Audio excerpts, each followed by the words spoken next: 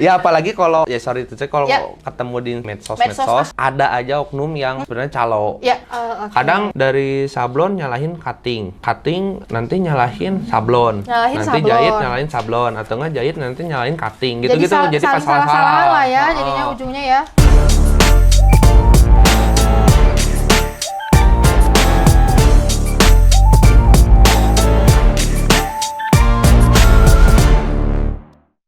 Oke, selamat sore nih Topreneurs. Nih, kita kembali Halo. lagi di live perdana kita. Ini tuh kita segmen baru ya Kak Kevin ya, namanya tuh Nito Inspire, talk show bareng pelaku konveksi dan juga brand lokal. Oh ya. Kali ini Minto Putri live bersama Kevin. Siapa sih yang nggak Jonathan. tahu sama Kak Kevin ini ya? Banyak Banyak yang nggak tahu ya. banyak. Ya. Kak Kevin ini konten kreator sekaligus Ya. juga owner konveksi, bener nggak Kak? Betul. Betul. Betul. Hari ini kita bakal bahas gimana sih bisnis clothing bisa cuan, asal paham bahan dan juga pasar. Nah, gimana nih Kak Kevin? Salaman dulu dong. Sehat? Kita Sehat terakhir banget. ketemu bulan apa ya? 2 bulan dah. Bulan Mei. Enggak, bulan Mei kita yang iya, waktu main benar. ke Oh, visit SJT. SJT. SJT mah sama kakak itu ya? Iya, ini pas waktu main ke konveksi Iya, yang kita benar. visit itu. Udah lama banget ya berarti ya Udah Mei lama, ini ya. udah lama. Gimana nih Kak Kevin kesibukannya sekarang lagi apa? Saya lihat-lihat di video-videonya lagi sering olahraga nih kayaknya. Iya, saya jadi pengen ngurusin berat badannya. Jujur oh. dari video yang kemarin yang Iya, gitu, saya ngeliat kayak bekah banget sayanya Bekah gitu. banget. Jadi saya olahraga. Oh, olahraga. Ya, jadi Olahraganya olahraga. apa nih? Saya lari. Lari. Terus ya sibukan mah paling kalau sekarang lagi mulai nge-live affiliate. Live affiliate. Ya. Ini pelari culture. Pelari culture berarti ya? Enggak juga sih. Nggak juga. Saya pelari kesiangan, jadi saya suka kesiangan. Oh, siang-siang berarti saya lari. kesiangan. Saya suka start jam 8, jam 9 lah, Start siangan. jam 8, jam 9. Tapi maksudnya kenapa milih lari sih Kak? Gampang, Kak. Gampang. Gratis juga ya? Gratis, Bener nggak sih? gampang. Iya bener. Iya, gampang gratis. Paling kalau mahal ya kalau beli foto yuk ya. Oh iya, yang di foto itu iya. ya. Iya. Tapi suka ikut kayak apa sih acara-acara gitu nggak sih? Kadang. Running gitu? Kadang. Berarti nggak harus Enggak ikut lah, gitu ya? Enggak lah. Oke, langsung aja lah kita langsung bahas ke topiknya ya. Nih, kalau dilihat industri clothing sekarang tuh gimana sih perubahannya menurut Kak Kevin dibanding dulu waktu pas pertama mulai? Saya tuh kan kalau awal mulai itu waktu Iya. 2018 ya. Mm-mm. Mungkin 2018 sampai sekarang tuh kan Covid. Saya bandinginnya yang waktu sebelum Covid sama sudah Covid aja ya. Iya, karena lumayan signifikan ya perbedaannya ya. Soalnya kalau misalkan sebelum Covid itu tuh kayaknya nyari yang clothing brand online, Ya. kerjaan-kerjaan online tuh agak susah, masih sedikit. Dulu tuh ya. Kalau sekarang makin banyak, makin ada yang pengen nyoba, ada yang mungkin udah running, Ya. atau yang waktu dari zaman Covid dianya udah hype gitu, udah. Iya, Jadi iya. waktu sudah Covid tuh jadi kerjaannya dari mereka tuh banyak gitu. Oke, lalu? Terus kalau buat ya paling kerasa sih dari clothing brand baru lah. Clothing brand baru ya? Sama online itu paling kerasa banget. Kalau dari kerjaan garment, biasanya kalau yang sudah Covid Iya. ada beberapa yang stay, ada beberapa yang dia udah bikin produksi sendiri gitu. Oke. Jadi tergantung ya, balik lagi ya. Iya. Nah, ini ada yang nyapa juga katanya Mas R, Kak Kev, katanya gitu. Halo kakak. Buat Tadinya ini, dia mau temenin saya di sini tuh teman tim live saya. tim live Iya. kakak. Oh, yang suka bareng ya, Iya, live bareng iya. ya. Iya. Karena sekarang Kak Kevin juga lagi lagi fokus live affiliate gitu ya. Ya coba-coba Sampingan lah, lah Kak. ya. Coba-coba Lumayan lah coba ya. Terus menurut Kak Kevin nih, Iya. apa sih hal penting biar konveksi itu bisa naik level dari yang misalnya awalnya tuh kecil tapi bisa jadi profesional tuh gimana sih menurut Kak Kevin? Kalau ya saya sebenarnya kalau dari segi pengalaman juga, Segi pengalaman gimana dari tuh? segi pengalaman juga kan masih sebentar. Iya. Sebenarnya kalau menurut saya emang paling pengaruh tuh di jam terbang sih. Jam terbang tuh ngaruh berarti ya? Pengalaman. Lalu? Pengalaman tuh bukan berarti kayak stay di situ terus gitu. Jadi Iya. kalau misalkan kalau mau ke brand yang lebih gede tuh Iya. harus berani juga ngambilnya. Harus berani. Ya terus tahu kalau misalkan salah teh ya terima gitu. Jadi ada apa ya perkembannya. Iya. Jadi terus belajar lah ya intinya kadang ya. kan kumaha aing gitu tuh. Ya gimana gitu kan, kalau gitu mah dikasih, kadang kalau yang ketemu brand yang ketat juga bisa salah ini itu yang mungkin masih bisa ditoleransi sama customer pembeli itu masih ditoleransi sebenarnya. Cuman karena tingkat QC si brandnya tuh tinggi mungkin ya, jadi ya kita juga harus terima. Tapi kan dari situ kita belajar kayak kita bisa lebih bagus gitu si produksiannya. Berarti sebagai owner konveksi juga emang harus mau nerima kritik dan saran lah ya istilahnya gitu ya. Nah, terus waktu dulu mulai tantangan apa sih yang paling berat? Coba ceritain sedikit mungkin awalnya. Tantangan paling berat cash flow. Ya. Satu cash flow, kedua mungkin karena jadi saya tuh otodidak, terus belajar itu sama yang udah senior yang udah ahli lah ya. Karyawan yang udah senior. Jadi di situ ada kayak malu-malu lah gitu lah. Cuman lama kelamaan mah ngalir aja sih. Lama kelamaan ngalir gitu. Berarti dulu mulai umur berapa nih? Soalnya kan Kak Kevin nih Gen Z bener kan? Gen Z. Ya, tapi nggak problematik, Kak. Nggak problematik, jangan dong ya, jangan. Makanya bisa sampai punya usaha. Ini nggak apa-apa diminumnya. Nggak apa-apa, silakan. Iya. Nah, gimana dong? Aku pengen tahu, ceritain dulu awal pas punya buka usaha konveksi. Soalnya kan kita baru waktu itu postingnya di YouTube ya. Mungkin ada beberapa orang yang nggak nyimak, mungkin boleh diceritain. Kalau waktu mulai itu, karena kan saya tuh nggak kuliah, jadi langsung belajarnya tuh langsung ke operator sablon, jadi emang langsung teknis. Dan bokap saya, orang tua dan keluarga tuh emang di dunia produksian juga, jadi saya bisa nanya-nanya langsung gitu. Terus kalau masalah kayak kita quality, terus ngobrol, ngorder, itu mah berjalan aja. Soalnya banyak juga kejadian-kejadian yang mungkin banyak juga yang nggak ini ya, karena saya juga pernah, Kak, kayak lagi datang ke garmen, terus saya udah pulang lagi kata satpamnya gitu. Karena sayanya pakai celana pendek gitu, kan nggak boleh gitu, kayak gitu. Cuman itu mah belajar, tapi lama kelamaannya tahu lah, anting copot gitu. Kayak itu mah kan nggak ada yang ngajarin juga itu teh. Sebenarnya udah basic manner ya. Cuman kalau saya mah sebenarnya yolo aja ya, pengennya bebas aja. Cuman nggak boleh, ya udah. Cuman dari situ kan belajar ke garmen satu-satu gitu, saya kunjungin satu-satu. Ya puji Tuhan suka dapat orderan, cuman manjang gitu. Berarti dari awalnya yang susah tuh sebenarnya cara si kerjaannya tuh jadi manjang aja gitu. Oh, biar bisa panjang tuh gimana gitu ya. Kalau dapat berarti gampang nih kalau dapat sih menurut saya charge-nya lebih lumayan lah ya. Lebih gede lah daripada bisa manjang gitu. Terus dulu Kak Kevin punya timnya tuh berapa sih? Yang dari awal operator gitu. Ya. Saya awal tuh 6. Yang awal masih 6. lanjut sampai saya sekarang tuh yang masih ngikut 4. Kenapa dari 6 jadi 4? Dua tuh ada urusan keluarga gitu lah. Urusan penting lah ya. Ada urusan terus bukan orang Bandung juga. Saya yang dari awal bener-bener dilepas tuh berenam, sampai sekarang tuh 4-an ini masih ada. Cuman yang dari sebelum COVID sampai sekarang yang ikut saya yang baru-barunya gitu. Jadi nggak ada yang baru sebulan, 2 bulan, nggak ada. Barunya udah tahunan gitu? Udah tahunan gitu, minimal setahun kalau sekarang. Tapi hebat ya, Kak Kevin tuh kan Gen Z, tapi udah punya bawahan loh. Enggak. Apa lah ya? Enggak, soalnya gimana ya, saya juga kalau masalah produksian pasti saya percayanya harus ke operator. Kalau mereka, saya juga suka nanya ke operator kayak, ini cukup nggak, ini kurang nggak gitu.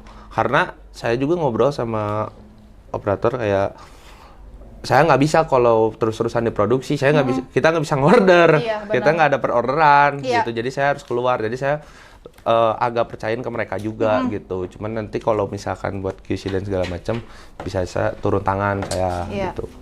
Betul banget sih, Kak. Nah, terus menurut Kak Kevin, apa sih yang bikin brand tuh mau percaya sama vendor untuk pertama kali? Untuk pertama kali ya, tadi kan gampang nih menurut Kak Kevin. Nah, gimana tuh cara vendor biar cepat percaya? Yang cepat percaya, gimana ya? Kalau yang cepat percaya mungkin sebenarnya apa adanya sih, nggak apa adanya. Kayak kalau pengalaman saya waktu ke garment tuh, kalau setelan gitu mah asal rapi lah, nggak usah yang branded, asal rapi dah.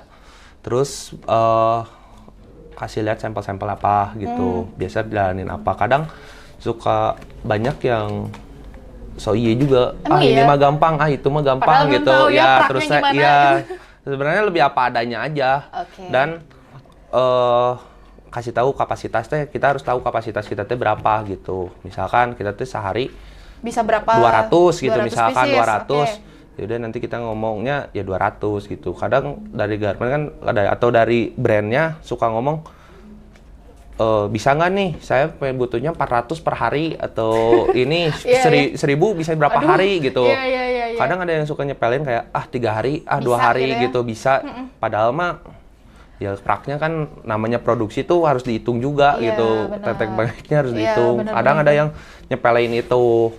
Jadi garment mah lebih, atau brand lebih suka yang apa adanya sih kalau kata saya. Jujur dari awal ya? Iya, mending apa adanya. Lagi nggak bisa. Terus kalau misalkan ada kerjaan susah nih, misalkan ada kerjaan susah, kalau saya sih apa adanya mending nggak bisa, atau lagi penuh, saya ngomong lagi penuh. Jujur aja. Kalau dipaksain, satu barangnya jadi berantakan, kedua ngehambat brand.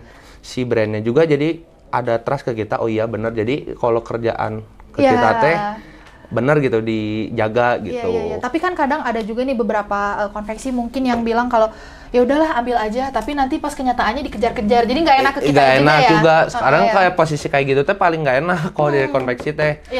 Ke brand kan itu masalahnya jadi 2 brand. Masalah yang lagi dikerjain di rusuh, yang ini kerjainnya rusuh gitu. Jadi nggak sempurna lah ya hasilnya lah ya. Ngaruh juga berarti ke produk akhir ya.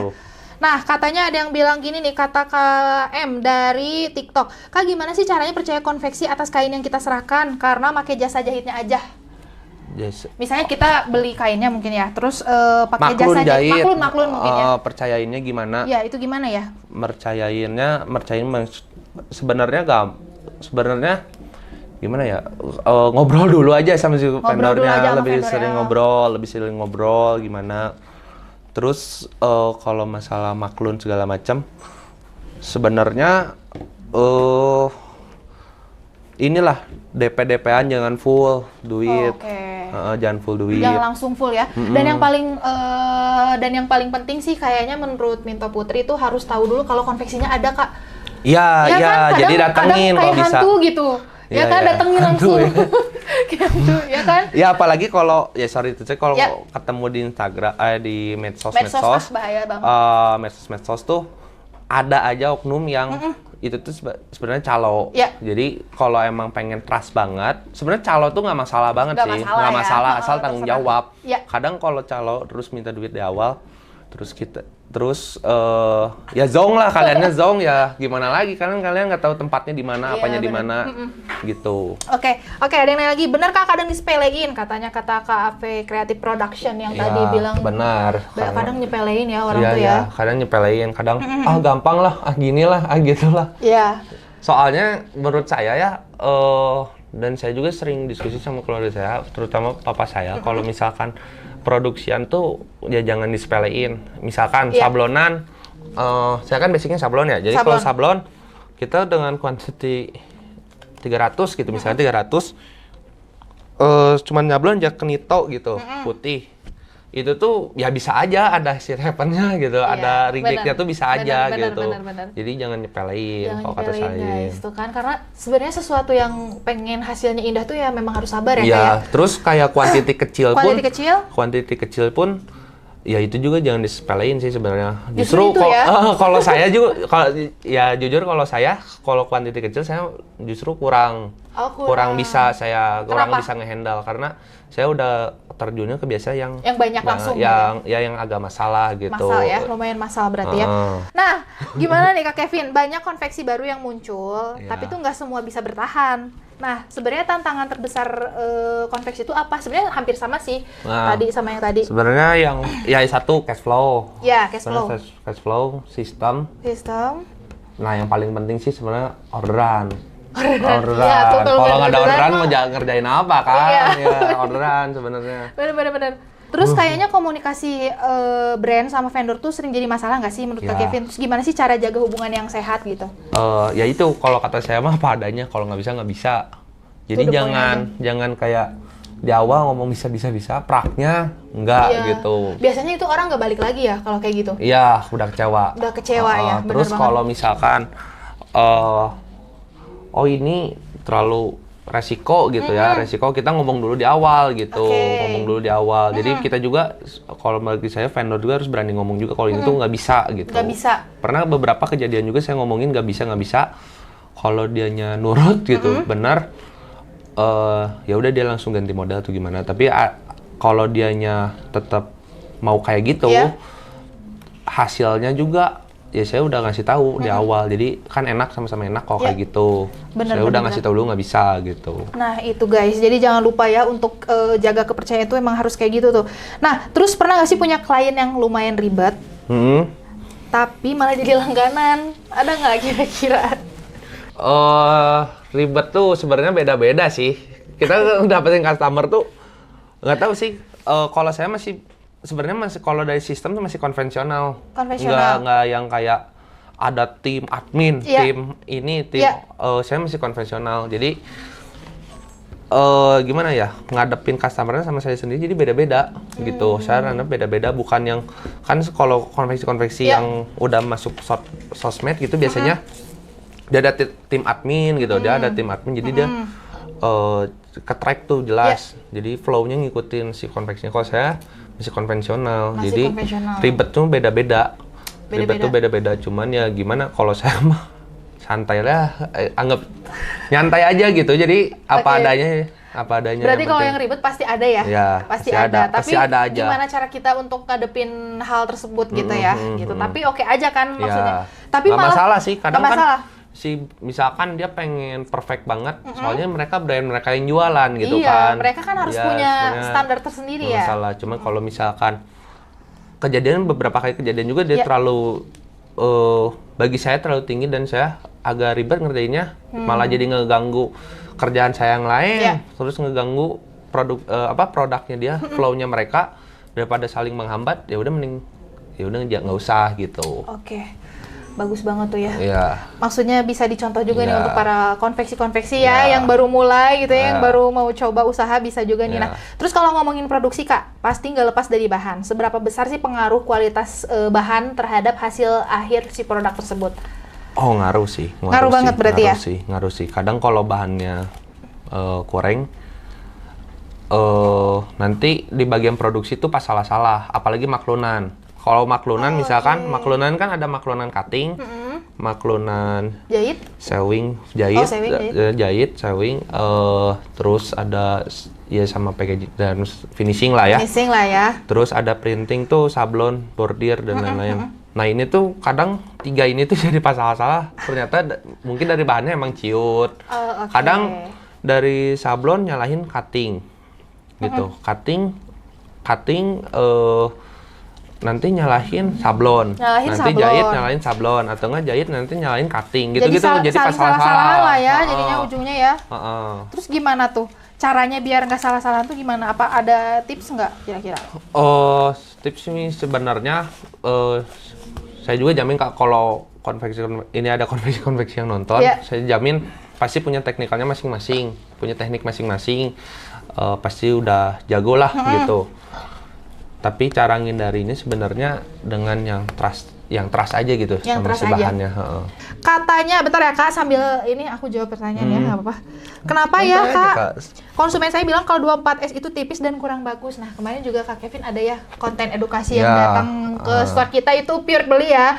Nah ini tuh kenapa 24S kita itu tipis? Sebenarnya bukan tipis. Kalau dari sebenarnya kualitas kain bagus enggaknya tuh nggak dilihat dari tipis atau tebal, benar nggak Kak? Kalau dari gramasi sih kemarin dicek juga udah pas gitu. Jadi range gramasi kita itu di 175 sampai 185. Kalau lebih lembut mungkin iya, tapi kalau tipis enggak Kak gitu. Iya, jadi kadang suka ada yang salah arti juga sih. Terutama sebenarnya di 16S. Oh, 16S. Kenapa kadang tuh? Kalau misalkan dia feel-nya halus, ngerasanya tipis 16S-nya gitu. Ya paling benar sebenarnya pakai cara itu. Gramasi. Langsung buktiin ya. Karena kan kalau ngomong doang kan takutnya orang nggak percaya kayak apalagi kan kalau customer gitu ya. Kalau ngomongin produksi nih Kak. Pernah nggak sih ngalamin bahan yang kelihatannya itu bagus tapi pas di sablon ternyata nggak oke? Pernah nggak? Dari kakaknya dari tahun berapa tadi? 2018. Dari 2018 sampai sekarang gitu. Pernah nggak sih kayak ini kayaknya bagus nih, ternyata pas kayaknya kurang oke, pernah nggak kira-kira? Pernah. Kalau misalkan kayak dry fit gitu-gitu mah, waktu itu kan belum ada yang udah ada Sublime, cuman dia pengen nyablon, cuman belum ada edukasi kayak polyester gini gitu kalau di sablon. Tapi sebenarnya kalau ngomongin yang aneh-aneh itu waktu saya ngerjain ekspor bahan-bahannya tuh, jadi bahannya tuh nggak ketebak lah sebenarnya. Iya. Waktu di sablon mah bagus, cuman kan kalau namanya produksi tuh ada kotor, terus ditembak tuh susah banget, nggak bisa hilang. Nah yang gitu-gitu biasanya yang aneh-aneh tuh. Sebenarnya kalau buat di sablon mah bagus-bagus aja gitu, soalnya dia namanya kualitas itu ya standar ekspor, jadi dia udah tahu kayak ini bisa disablon, ini nggak bisa disablon. Cuman kalau buat dibersihin atau diapain kadang suka susah gitu. Dan juga ini edukasi juga kalau polyester tuh nggak boleh disablon kan Kak? Tapi kalau CVC masih bisa nggak sih? CVC masih bisa. Tapi si heat gun-nya mungkin nggak terlalu panas ya? Jangan terlalu panas. Gitu. Hati-hati lah, lebih hati-hati aja, lebih apik. Lebih tricky juga ya kalau polyester. Tapi kalau polyester tuh bisa disablon, cuman jangan kalau plastisol riskan, kalau plastisol riskan bisa bolong, naik bahan. Jadi naik bahan teh ya? Kalau misalkan putih di sablon marun nanti di sablon kain marun nanti naik putihnya gitu. Nggak timbul gitu ya? Merah, agak kemerahan putihnya gitu ya. Oke. Nah, kalau misalnya buat produk premium kayak tapi Kak Kevin produksi hoodie nggak sih? Saya hoodie produksi juga nih. Kalau misalnya produk premium seperti hoodie atau kaos dengan finishing rapi tuh bahan seperti apa sih yang Kak Kevin pilih nomor 1 gitu? Kalau buat ya sebenarnya kalau buat rapih atau gimana mah ya sebenarnya gimana quality control ya. Cuman kalau buat dari segi bahan dan lain-lain, ya kalau dari segi bahan dan lain-lain sebenarnya gimana customer. Kalau saya gimana customer, kadang customer ada yang minta pakai danbol gitu tuh.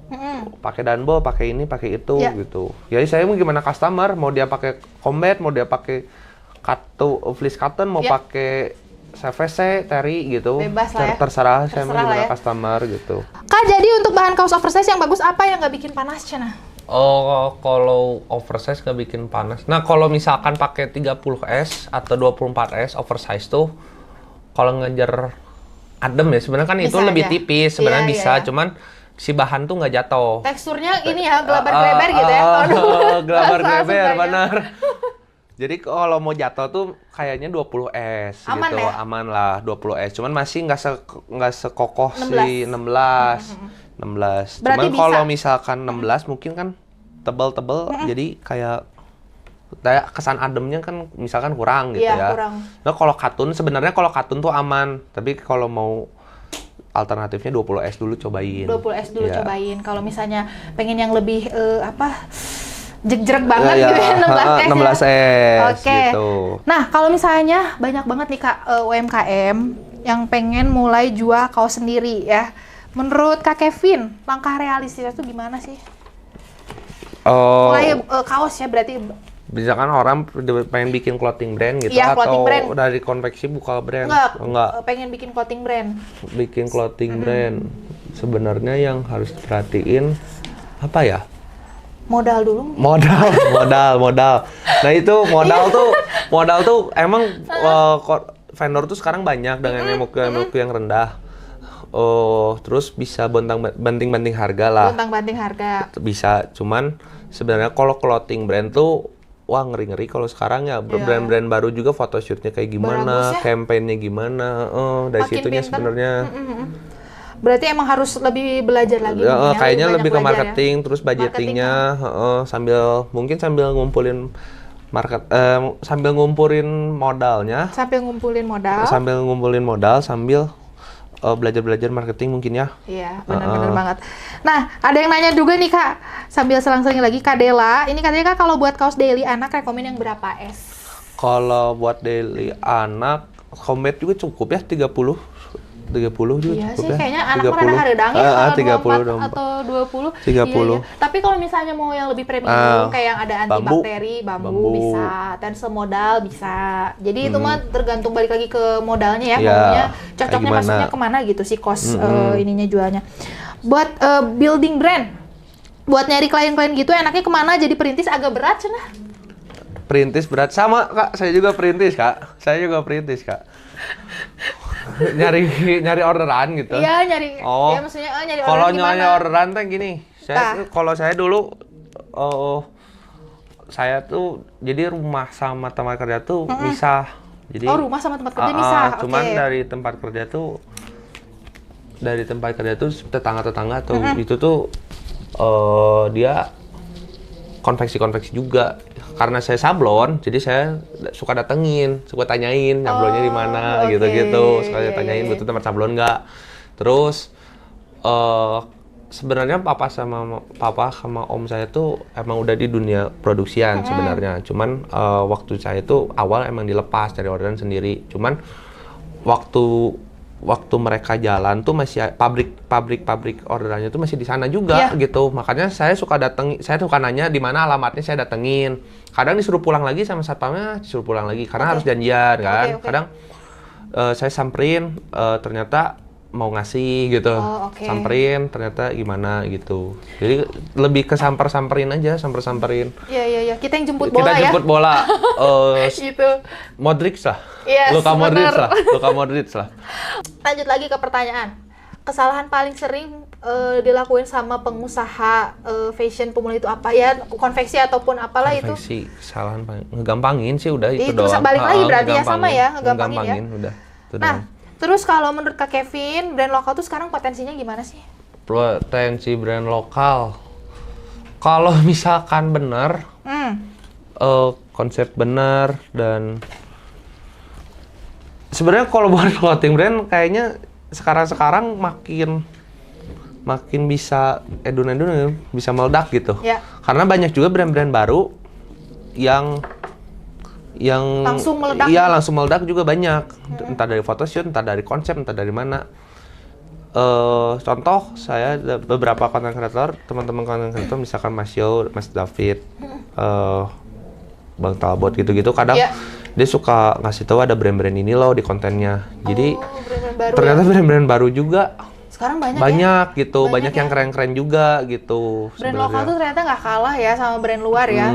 Tapi kadang emang sih Kak kayak kalau dari konsep-konsepan kayaknya sekarang udah mulai oke lah ya. Iya. Udah mulai bisa. Terus harganya juga nggak yang pabanding-banding kalau udah sehat. Udah sehat. Tapi itu juga ngaruh sih sebenarnya. Ngaruh juga sih ke si vendor, jadi nggak kepres ya. Nggak kepres, benar. Tapi soalnya ada masanya Kak, clothing brand tuh yang dia ngejual, misalkan kaos t-shirt ngunci di harga segitu. Iya. Ngunci misalkan 80-80 ribu segituan, dia ngunci harga segitu. Jadi clothing, tapi rame banget kan, jadi clothing brand lain tuh ada yang nurunin harga, ada yang buka dengan harga segitu. Ngakalinnya kan kalau clothing brand baru waktu itu tuh dia nyetok kain banyak gitu ke vendor. Cuman ambasnya suka ke vendor juga gitu. Kena juga berarti. Ngerjain banyak. Kan itu kan kalau ngerjain dengan HPP murah harus kuantitinya harus tinggi. Cuman dari situ tuh imbasnya ke vendor suka nggak dibayar yang gitu-gitu biasanya. Lumayan berarti ya. Nah kalau sekarang lebih sehat lah. Sekarang lebih sehat ya, alhamdulillah ya. Oke. Sekarang saya mau tanya nih, sekarang tuh kan banyak pelaku konveksi yang mulai aktif di sosmed mungkin ya. Nah, seberapa penting sih menurut Kak Kevin soal media sosial untuk bisnis ini gitu? Oh penting sih. Gimana tuh? Penting. As a content sebenarnya nggak usah. Masih belajar saya juga aja. Cuman maksudnya nggak harus ngonten kayak di TikTok segala macam. Saya pun waktu itu tuh pernah nyari-nyari konveksi. Pengen ngejalanin G92 ini. G92 itu kan nggak aktif kalau dilihat mah nggak aktif. Iya, Instagramnya emang nggak aktif, nggak aktif, emang nggak aktif. Udah truck, emang nggak aktif. Sengaja kah? Waktu itu teh jarang dibuka, lupa password. ya, cuman kebuka lagi sekarang. Jadi mau mulai lagi lah ya. Kan bisa lupa password itu kan. Nah pokoknya gitu Kak. banyak juga konveksi-konveksi atau tempat sablon yang dia udah mulai ke ya di Instagram dia udah misalnya ngepost prototipenya. Pentingnya tuh pentingnya tuh ada trust gitu. Orang tuh ada trust. Oh ini teh niat ya gitu. Oh ini dia kan si postingan tuh mau postingan dari TikTok, video, reels, mau postingan foto, itu tuh kan sebagai prototype ya. Jadi kita tuh ada bayangan gitu. Terus kalau misalkan yang sedaerah, terus tahu alamatnya kan bisa main, bisa datang, bisa. Jadi itu balik lagi kan, jadinya ada kepercayaan. Ada gitu. kepercayaan. Jadi ngaruh sih kalau kata saya. Kadang kalau mulut ke mulut, kayaknya sekarang agak susah juga sih. Untuk indis ekonomi gitu. Ya soalnya sekarang udah mulai juga gitu. Udah mulai ya. Terus ada nggak sih bedanya konveksi yang di sosmednya tuh aktif sama enggak? Kira-kira bakal berpengaruh banget nggak? Atau misalnya dia ternyata di offline-nya udah oke gitu? Atau perlu juga menurut Kak Kevin? Ada. Biasanya yang udah seumuran bokap saya, udah tua-tua, udah senior lah ya, atau yang di atas saya, dia sebenarnya IG-nya juga, posannya juga nggak berantakan lah, nggak keurus, nggak ke apa, cuman masih jalan gitu, masih jalan, nggak kelihatan juga. Terus yang baru-baru ada juga yang aktif cuman zong gitu. Banyak juga ada yang waktu itu sempat orang mana ya, orang Malay gitu datang gitu ke saya ngobrol gitu, tahu dari medsos gini kurang gitu, atau nggak ketipu gitu. Banyak juga sebenarnya. Nah, sebenarnya kalau buat konveksi medsos tuh saya mikirnya kenapa yang tua atau yang senior nggak main medsos, karena ya bagi saya kalau misalkan konveksi itu tuh ada batas ininya, ada batas kapasitasnya. Kalau misalkan kita udah dapat 5 orderan atau 4 orderan yang bisa manjang, kuantiti kita sehari-hari udah terpenuhi, ya kita kalau ngambil lagi itu kan karagok satu ya, terus parusuh-rusuh nanti. Karagok tuh apa ya BTW? Karagok tuh gimana ya? Takutnya bukan orang Sunda yang datang. Nanggung gitu. Takutnya karagok, terus terus kalau misalkan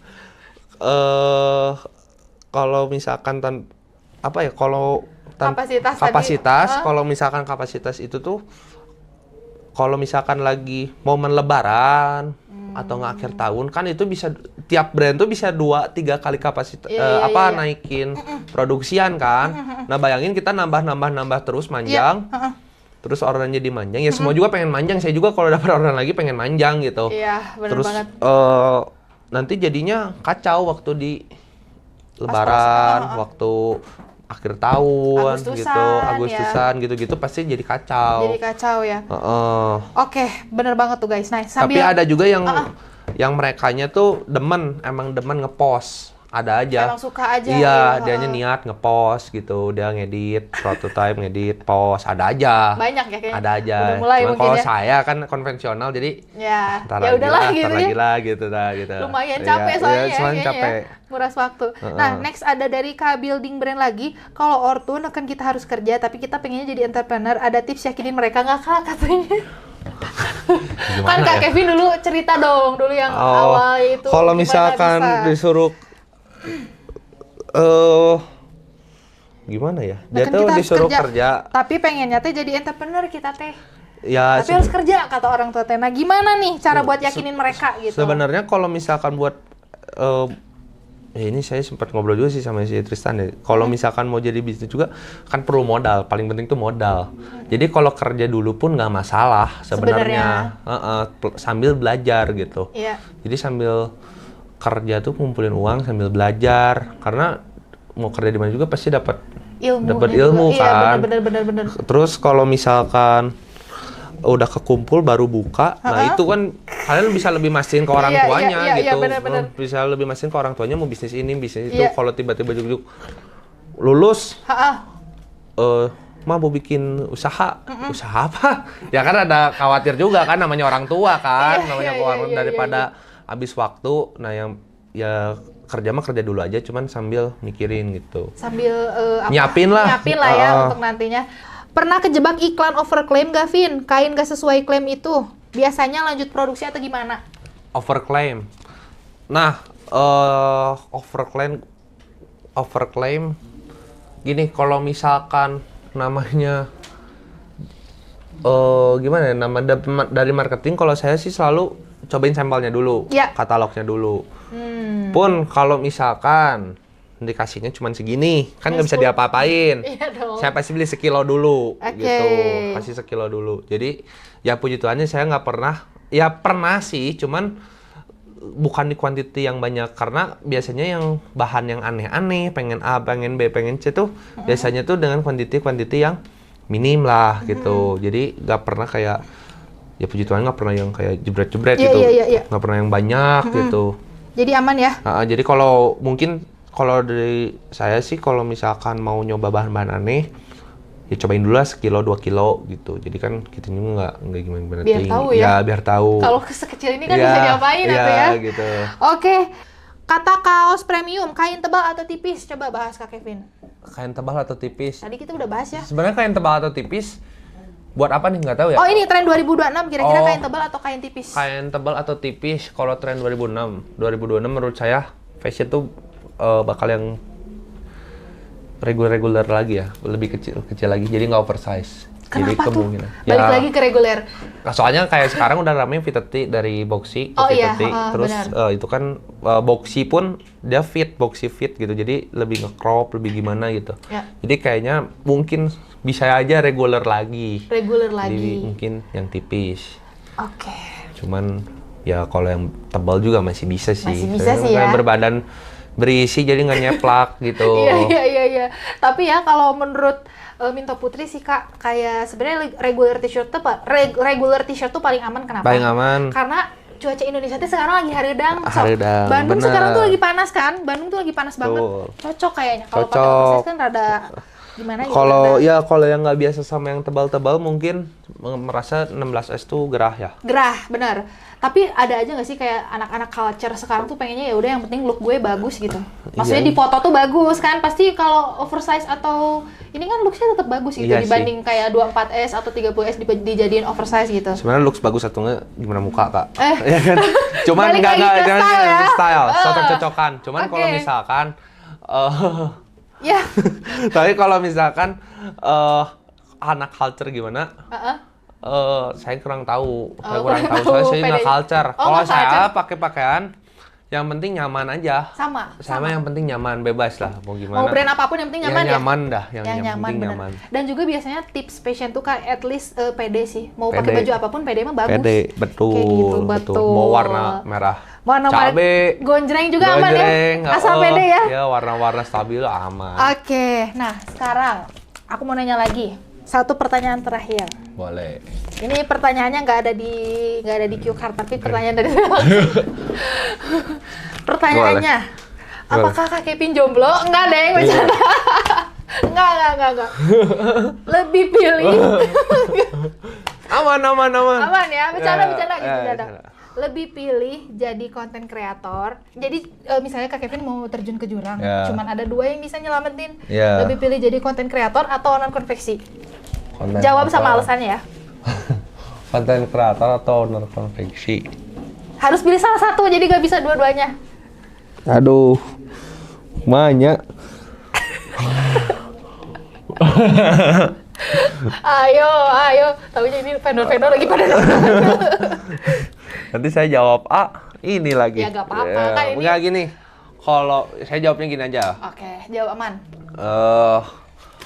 Kalau saya sekarang lebih fokusnya ke konten kreator. Untuk sekarang? Untuk sekarang. Tapi nggak tahu nextnya? Nextnya nggak tahu. Karena saya mah orangnya labil, Kak. Oh, masih labil. Kan Gen Z ya? Iya, saya mah labil. Jadi, labil ya? Kalau sekarang bisa konten kreator, nanti bisa konveksi. Gimana mood lah Gen Z pada umumnya gitu. Oke. Jadi gimana mood ya? Tapi untuk sekarang konten kreator. Kalau sekarang konten kreator. Alasannya apa? Harus tahu dong kita. Kalau misalkan sekarang, ya kalau sekarang tuh di konveksi karena udah ada kapasitas yang terpenuhi lah, puji Tuhannya. Udah ada terus kerjaannya. Jadi tinggal running gitu. Kalau misalkan konten kreator lebih demen nguliknya lagi sih gitu. Masih banyak yang harus dipelajari gitu ya. Tapi konveksi juga demen nguliknya, cuman kalau sekarang masih ini ya. Tapi nanti bisa lagi balik lagi. Kayak saya 2 bulan kemarin saya ngulik-ngulik lagi sablonan. Oh iya. Ya, balik saya lagi ngulik-ngulik ya? sablonan. Balik lagi saya ke ngulik-ngulik sablonan gitu. Apalagi sekarang Kak Kevin udah mulai ini affiliate. Ya semoga aja peruntungan Kak itu ya. bismillah. Ada yang komen juga nih HR Cloud ID orang konveksi yang ngonten kayak gitu. Jawabannya gitu ya. Iya benar Kak, gitu. benar Kak HR ya. Iya Benar Kak banget. HR benar. Oke, gitu. Jadi untuk sekarang jadi konten kreator dulu.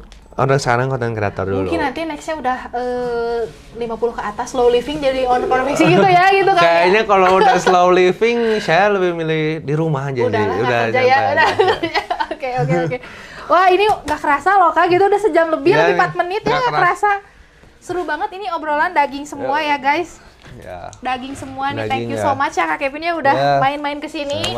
Makasih juga nih untuk para Nitopreneurs atau misalnya followers Kak Kevin mungkin ya yang tadi nonton, yang udah nonton kita dari awal sampai akhir. Thank you so much. Ini banyak banget nih obrolan hari ini yang mulai tadi dari bisnis clothing ya, terus bukan cuman soal desain doang yang keren atau konten yang viral, tapi juga harus siap dari sisi produksi, bener kan? Tadi kata Kak Kevin, bahan yang konsisten, terus sistem yang jalan dan kepercayaan jangka panjang. Betul. Tadi apa sih? Yang pertama setia, jujur, terus apa lagi?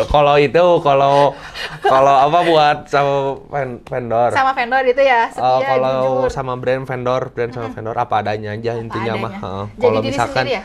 nggak bisa ngomong nggak bisa, jadi nggak ngehambat brand, nggak ngehambat kerjaan kita gitu. Jadi kita gitu bisa ya? fokus ke yang lain. Betul.